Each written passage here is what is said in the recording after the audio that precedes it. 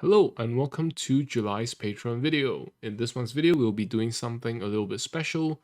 This particular topic, character design, was picked out by you guys through the Patreon vote, and we'll be doing the same for next month as well. So do keep an eye out for it right at the beginning of August. So without further ado, let's talk about character design and the principles and methods. So what is character design?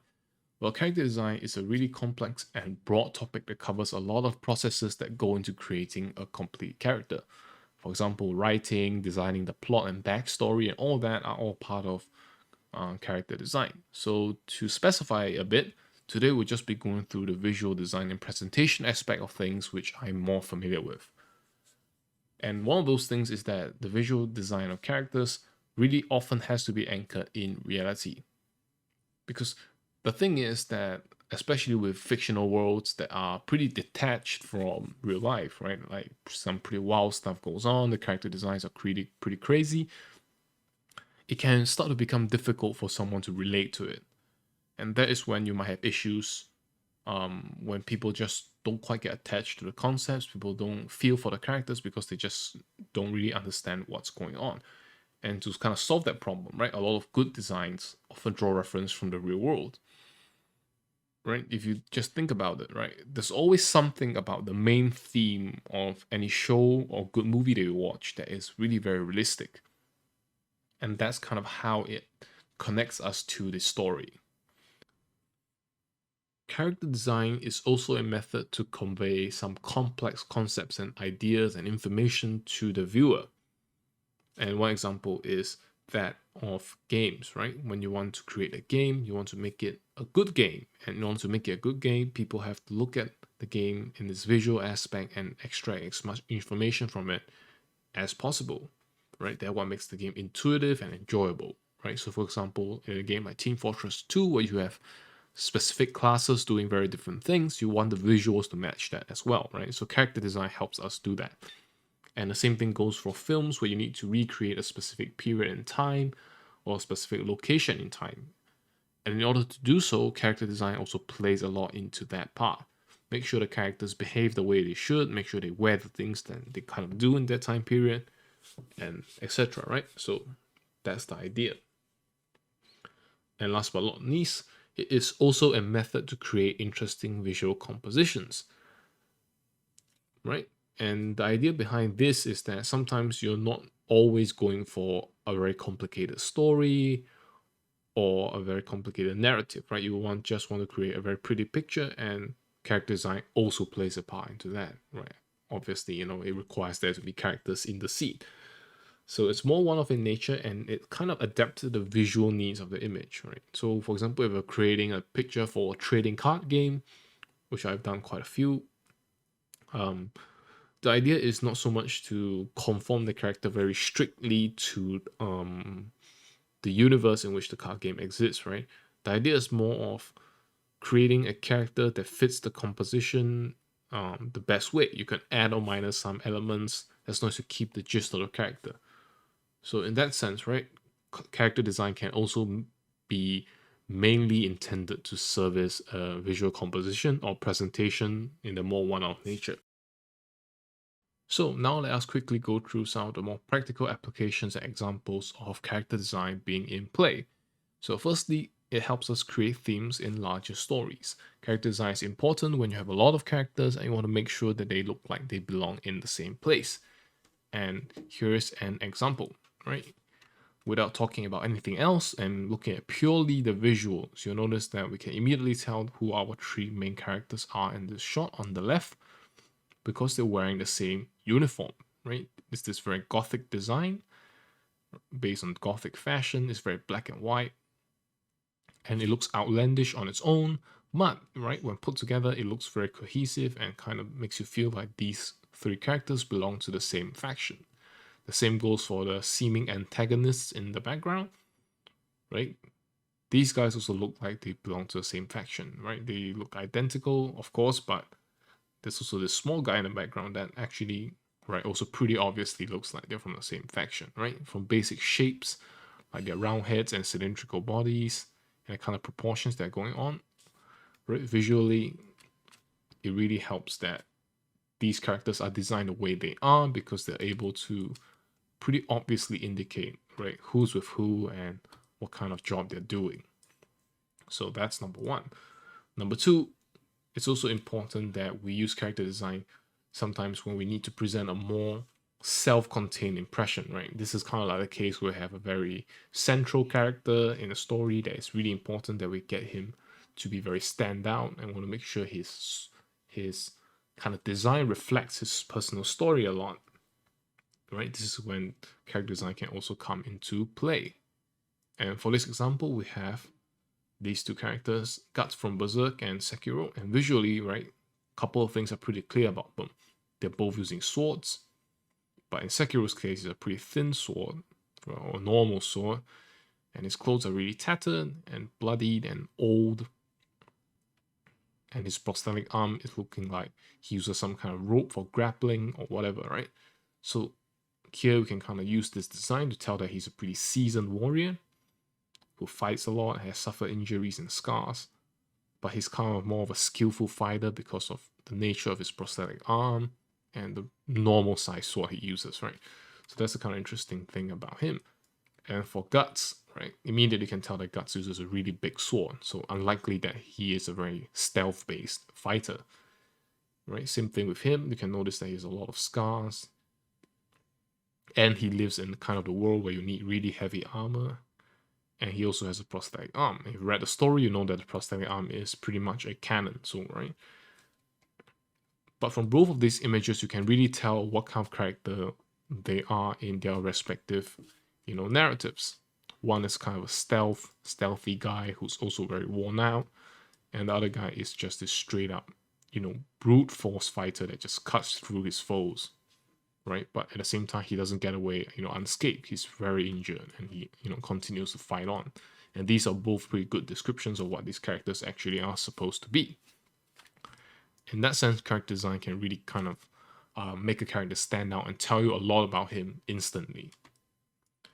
And last but not least, character design can also sometimes be more standalone to simply create a better illustration. What I mean by that is that you can modify your character and design it with the purpose of enhancing the image that you have on hand. And I'll use a couple of my own pictures for this.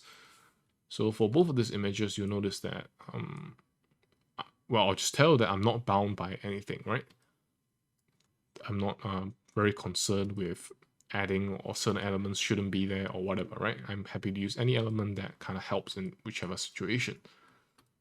And as a result, right, a lot of things are added here, like for example, the tassels, the rope, the skirt, and the mini tassels, and her hair all go towards adding this kind of flow and dynamism to the composition, right? Same thing with a pose, right? I designed this pose specifically so that the composition is more energetic, right? Same with this pose. The idea here was to simply create an illustration that was very dynamic, and everything was designed around that. So character design is also pretty flexible, right? You don't always need to have some kind of extended universe to take care of, right? When you use it, you can make use of knowledge in character design to simply enhance, more standalone type of compositions and works. As I promised, there will be a drawing demonstration in this video. We haven't had one in a while, so I thought it would be pretty good to include it. But before that, let's go through the pre-designed checklist. And of course, aside from kind of figuring out what sort of character we want to draw, right, we have to also think about how much do we draw from reality, right? What aspect of the character do we want to find reference for? For example, is there a particular time period this character should be in? Should we be looking for certain costumes from that time period? Right? Same thing with culture, right? Is it from like an East Asian culture? Is it from a Middle Eastern culture? Is it from a European culture? Is it from an African culture? Right? We have to figure that out. And beyond all that, right, is there a specific occupation this character has? Right? Are they an assassin? Or are they just a regular salaryman going about their daily life? All that is very important. And we can also combine all these things in various ways to kind of think about how our character should be and where should we draw reference from.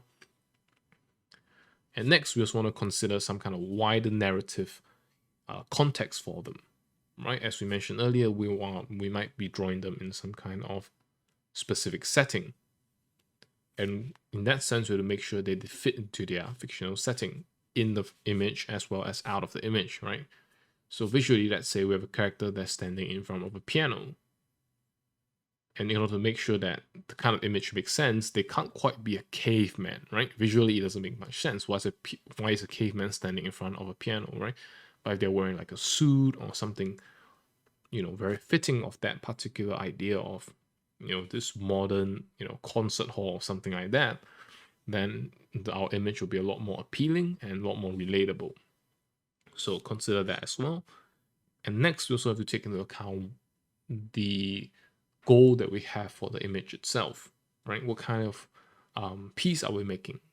We could be drawing a very dynamic character, right? They could be very energetic. They could be like really excited. But is this particular illustration a quiet one? Are we trying to show a more quiet side of them, or are we trying to show them in action, right? Or a quiet character in action, or a high octane character, having a quiet moment, right? Taking into account those goals. And lastly, it's also good to remind ourselves that the process will be very iterative. Right? What I mean is that you're almost never going to get it right on the first time. And a better way of putting that is that the first time trying out a design is going to give you more ideas, allows you to better understand what you're drawing, so you can create better and better designs. And almost all designs that you kind of see in media and all that are almost always different from their initial form. Well, of course, there are exceptions, but the general idea is that please don't be worried if you kind of draw the character design, you don't like it, right? Feel free to take your time and update it as much as you want or you need. And with all that said, let's head into the demo. So moving on to the demo, I've set up a pretty simple base sketch here so we can try and create a couple of different characters using this as a quick reference or quick start point. So, and during this process, I think I also take the chance to kind of share a bit about some of the smaller things that go into this. Go into character design that didn't quite fit into the main theory section. So to start with, let's draw a regular old knight kind of character, right? Because the first impression I get from my own sketch is that she's holding a sword. So we could give her a crossguard. Right, give her a crossguard right off the bat. And then kind of figure out the silhouette, right? What kind of silhouette would a knight have? A knight with some pretty big pauldrons.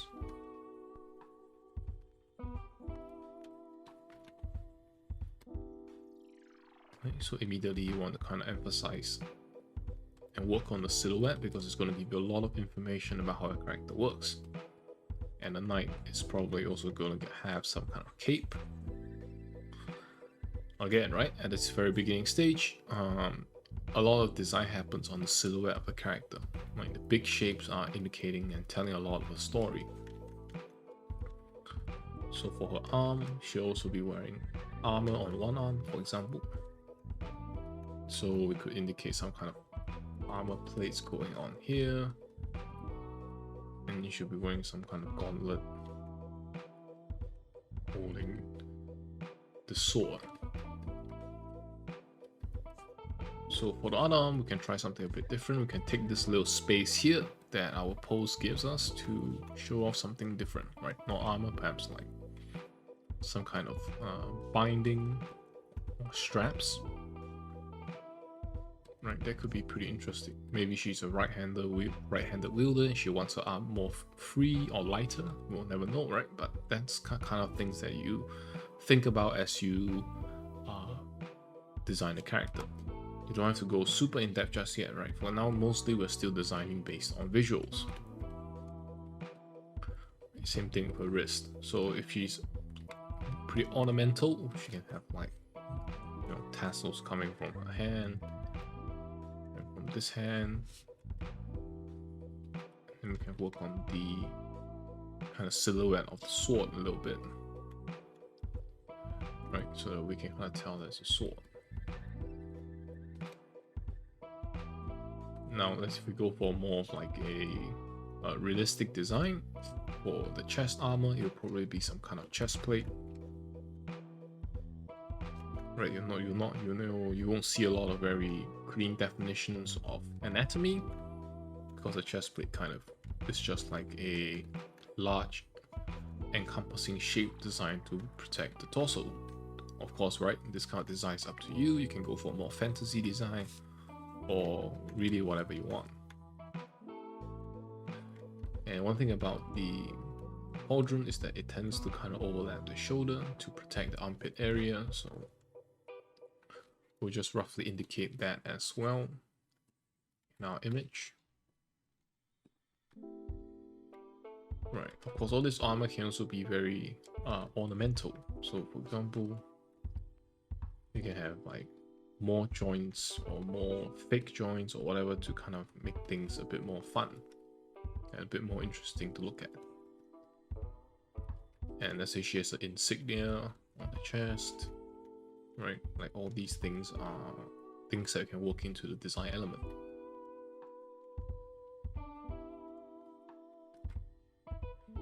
And at the waist where things need to bend, we can consider adding some joints. So really a couple of practical considerations, as well as adding, you know, interesting parts to the armor as needed. Right, and the waist, right, you could have some chainmail covering the belly itself, so we can just rough that out using something like a placeholder, right? Like this could just placeholder for chainmail.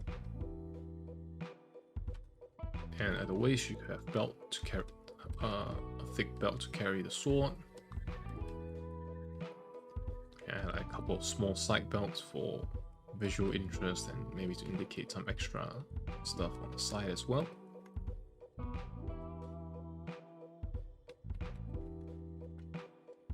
And so for pants, let's first think about it layer by layer, right? For example, even knights who are in very heavy armor, they're not wearing it directly on their skin. They have some kind of mail or gambeson armor, and then, you know, their regular clothing underneath.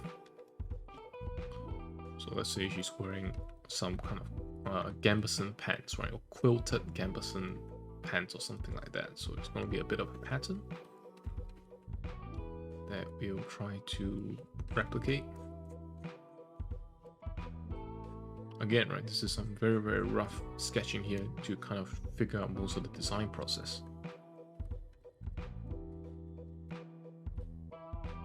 And now that this quilted gambeson is done, perhaps, you know, the outer portion of the leg usually, you know, kind of is more exposed, so we could consider adding on some armor plates, right? Or the inner section is usually less protected because it doesn't really get a lot of, you know, it doesn't really get hit a lot in combat, as you would imagine, right? You don't need to be like a actual expert in the field to kind of make these on the fly decisions. You just have to kind of use a bit of common sense, right? Most of the time, I would say, unless you're really designing for a very specific purpose, most of the time just using a bunch of common sense and kind of thinking about it a little bit is more than enough to help create a fairly convincing illustration.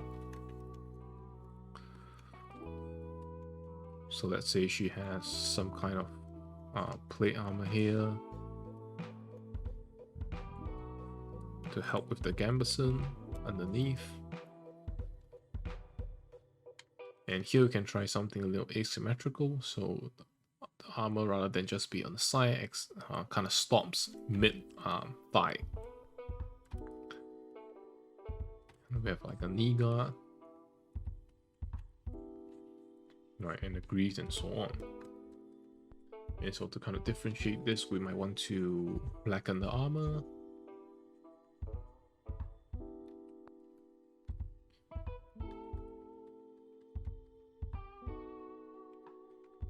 Now that we have this part done, right, we can actually consider things like the waist guard, which is also very common. Now, of course, I'm drawing this without reference. Normally, if I'm doing this for like a serious project, I'll definitely be pulling up reference on and essentially picking a kind of some kind of medieval armor that I can use as a good reference to work off on. But for the purpose of the demo, we're going a bit rough just to share, you know, on what some kind of considerations that I have when I'm going to designing a character for different purposes.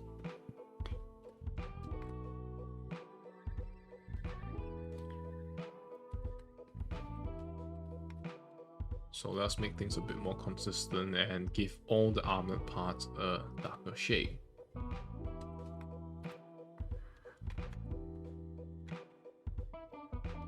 Right, and for example, if we notice something that's a bit too thin, for example, if you feel like, you know, her legs are too thin because now she has plate and gambeson on it, we can always make it thicker, change the dimensions of different things. You know, all those things are options that you have to think about or should think about when, you know, you're creating your character. Now let's say I want to add a bit of dynamism because I've sketched the hair this way. We could add a cape.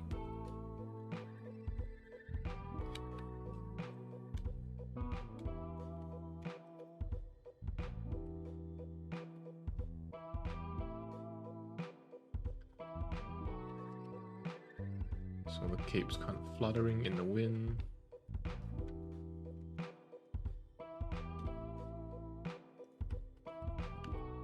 That way. Right, so this kind of stuff also really helps. It also kind of helps make your image a bit more interesting. Little stuff like that. You can add tassels from the tail end of the cape, kind of fluttering in the wind.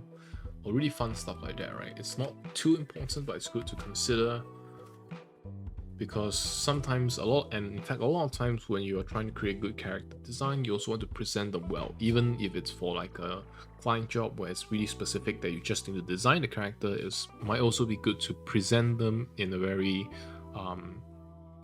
appealing or attractive form, so it's easier for you to essentially sell your creation to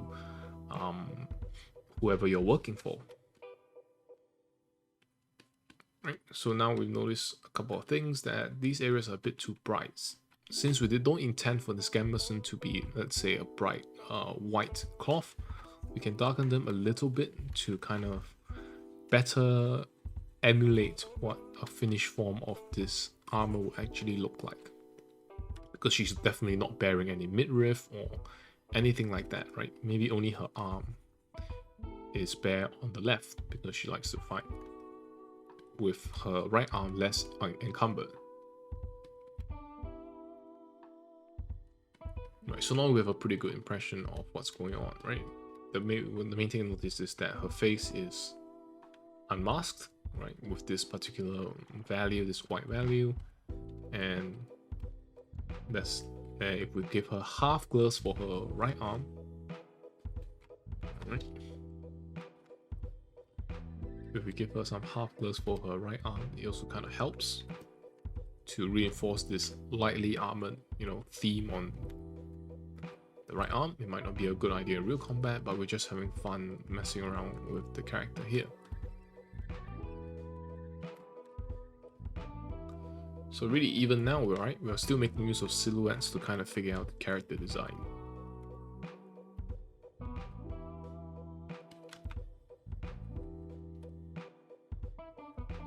And for example, the left arm is fully armored, and there's a pretty big gauntlet, so we can kind of emphasize that. And there's a pretty significant elbow guard, so we can also emphasize that, right? Or we can go a bit more ridiculous and make like the left pauldron really big, because that's the kind of side that maybe you should kind of face towards the enemy with. That would be an interesting way to kind of show how it is a important part of defense, right? Or go a bit wild and add spikes on it if we want. Really, the choice is up to you, right? Of course, at the same time, right, we can also do small things like making patterns more interesting.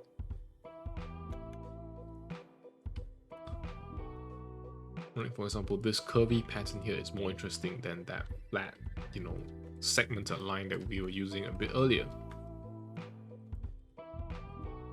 And we can also add stuff like straps. to increase the sort of density in these areas to make things a bit more convincing.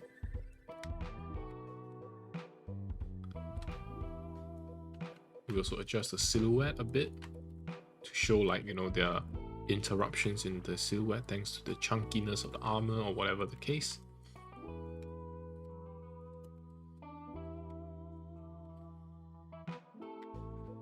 And we could also use stuff like additional straps that are maybe not too practical, but are visually interesting to look at and help us create interesting shapes to play with. Right, again, I don't draw armor a lot, so a lot of this is just me making stuff up on the spot, but I think a couple of principles, or rather the couple of principles that I've used is still pretty solid. Like, they are genuinely important things to keep in mind as you design, right?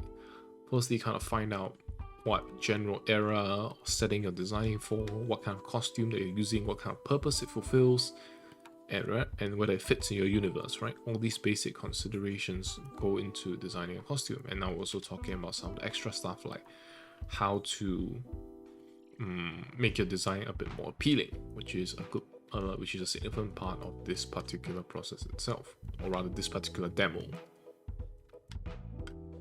And if you think, okay, I actually like this particular iteration that I have here, let's see what we can do with it, right? So you can simply duplicate this, keep this layer hidden, right? And then we just make another duplicate to work on.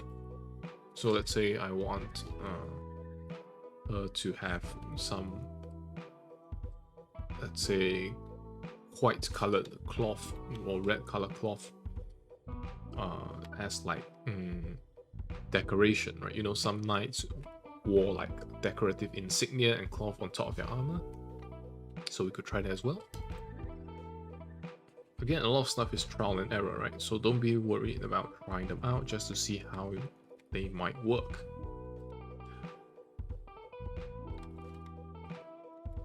So let's say her insignia is like a diamond. We could simply create a diamond, and maybe it's a rose, right?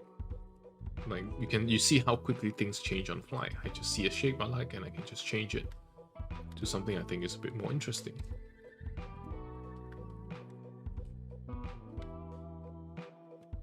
And this particular cloth can even extend down.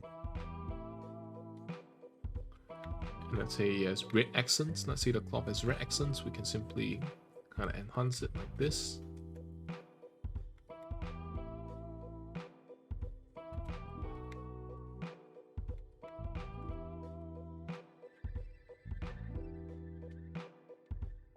Right, and now we have a pretty interesting character that's no longer just, you know, bare armor.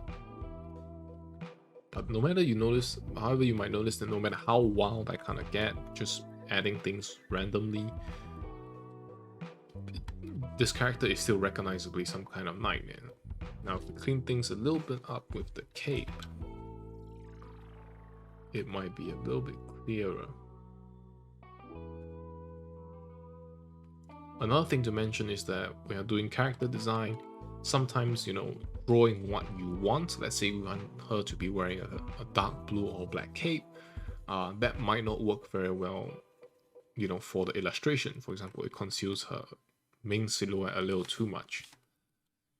So always feel free to kind of play around with the colors and opacities and whatnot, especially early during the process, right? When everything is not very sharply rendered, this kind of stuff can make things a bit harder to see. So feel free to make these adjustments.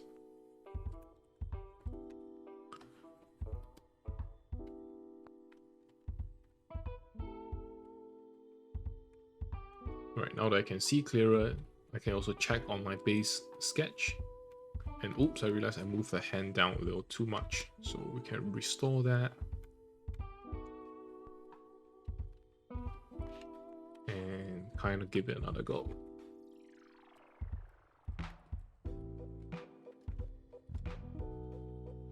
So this is basically how things would go when you're trying to design a character very early on, right? You try to sketch, figure out whether things work, change around ideas, save iterations of your ideas that you can go back to, a lot of this stuff is part and parcel of the kind of practical visual character design that goes on.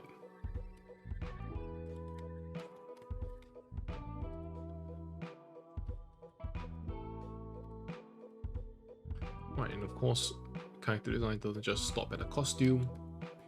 We can also work on her kind of hair area. Let's say, well, the face, let's save it for a different tutorial, because I think at the moment we're still working on the silhouette. So right now she looks very maidenly, right? She has a nice braid going on, flowing in the wind. But we could also try a couple of different things.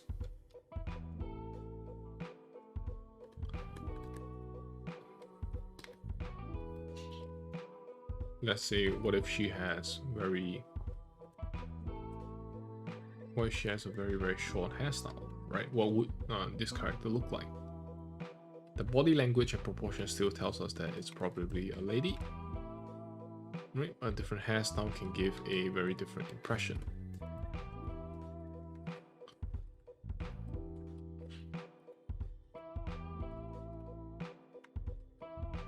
Right, as you notice here, a lot of times I'm still sculpting with a silhouette to find out, right, like what is potentially the best possible version of the character. So if I don't like it, I can simply go back to the old version and try something else.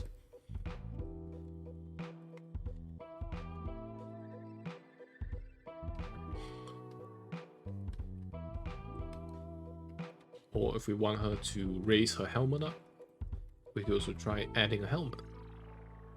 Right, a lot of things, as we've said earlier in the checklist, right, the process will be highly iterative. And I think among all the things that I've shared during this tutorial, things being iterative is really kind of the main point.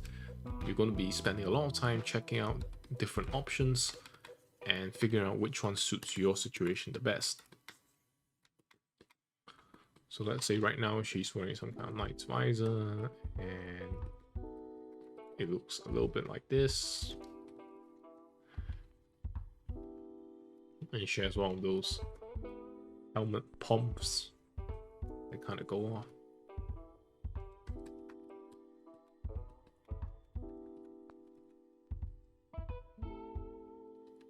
And she also has this kind of neck guard, right? At the time, we can also consider giving her some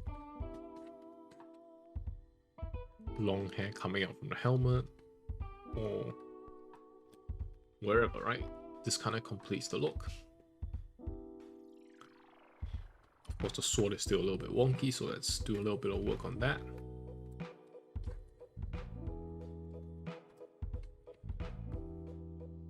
Right, so at this point in time, we can look at a character and say, okay, so this is kind of a concept that has been developed to a point where we can kind of tell what is going on. So this is kind of the point where you want to try to reach when you're trying to test a new concept to see if it is viable.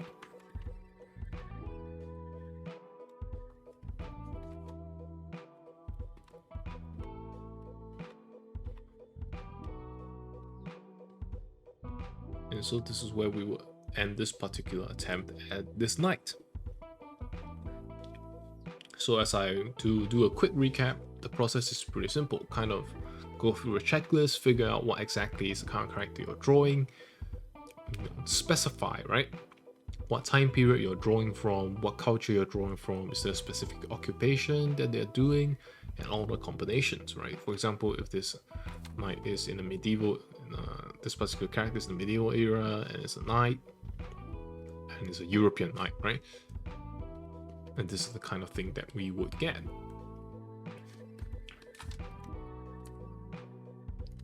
Now, obviously, using the same process, right, we can alter a couple of different things. So let's say they're not a knight, but they are like a battle mage, right? They kind of use magic in conjunction with their weapons in battle. So we could try and figure out how this different character might look like. So firstly, let's get rid of the very cumbersome helmet, because I don't think that will fit too well. And we can give her a bit of a witch hat, and it could be a bit off center.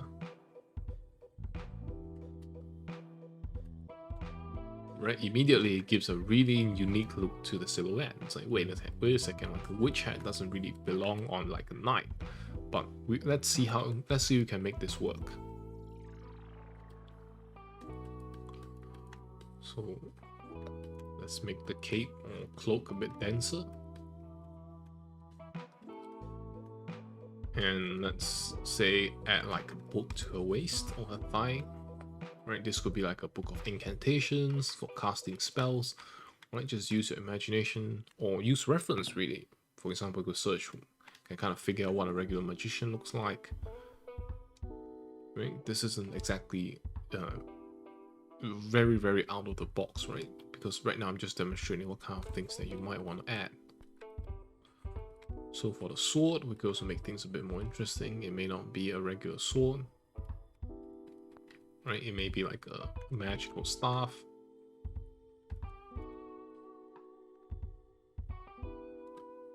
Right? Of course, the design is pretty basic, but let's just say that this is a staff that the mage might be using. And we could try, say, extending this particular cloak to covering half the side of the body, or if it doesn't work, we could try other things like, let's say, instead of using plate armor, they could have less restrictive armor, for example. Right? Maybe they only value fashion, so they wear a corset into battle. Like, all these things are just kind of goofy options that you can play around with and explore. So the idea of a character design is to, again, right, I've said this quite a couple of times in this because it's a bit difficult to talk while painting, but the idea is to simply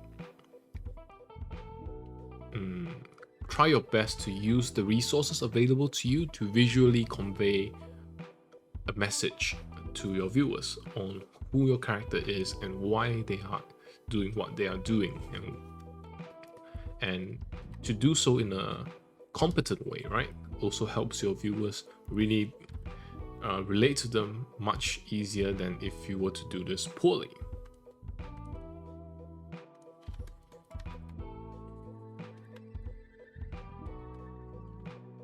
Right, so this is the kind of interesting thing that we can create, right? For example, here's a knight, and here's someone you can clearly tell has a bit of magical inclination.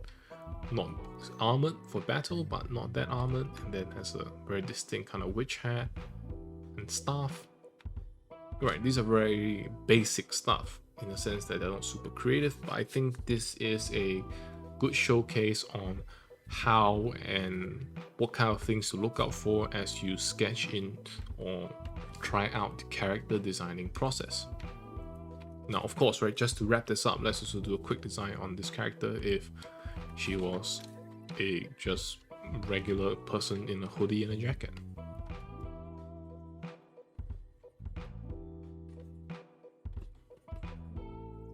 So that'll take care of the hoodie. And then she could just be wearing, running shorts and holding an umbrella. Like, that's pretty quick. And there's not, then maybe there's not a lot of detail to go around, but again, right, it's all about drawing your characters using a combination of poses, kind of what they're wearing, what they're holding, and all these things in the character design kind of come together to give you information on. They come together to give you information on what the viewers should think when they see it. So right now we have a pretty casual looking character holding an umbrella, right? Maybe make her a bit more mysterious by having her hood down, right? Maybe we give her, long socks, whatever, right? So again, character design, feel free to iterate, feel free to experiment. Right, here's an earlier sketch I did that I also try figuring things out. Again, right, the options are pretty much endless. So to quickly wrap up, let's go back to our checklist and talk a bit about this one last time. Firstly, we want to kind of figure out what kind of time period we're drawing our character in. You know, we want to draw a contemporary character, we want to draw a period character, right? Their culture, are they in a modern, you know, let's say Western society?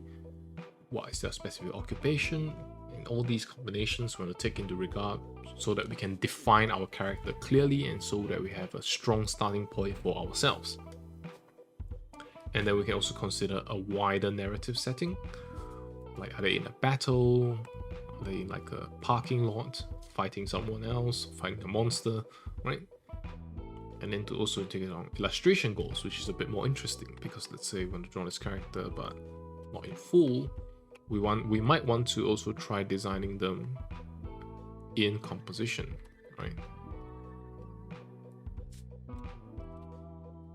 So let's say we could be designing this character in this particular shot, and we kind of want to figure out how the scene should be built around that, right? So take into account illustration goals, and last but not least, the process will be very iterative. So don't worry if it takes a bunch of time or it takes several tries to get things right. It's all about kind of figuring out what you want to draw and slowly putting it into practice. And with that, hopefully I haven't repeated myself a bit too much because it was a little bit tough trying to talk and paint at the same time. I still need to get used to that. But thank you guys very much for watching, and thank you for your support, and we will see you next month.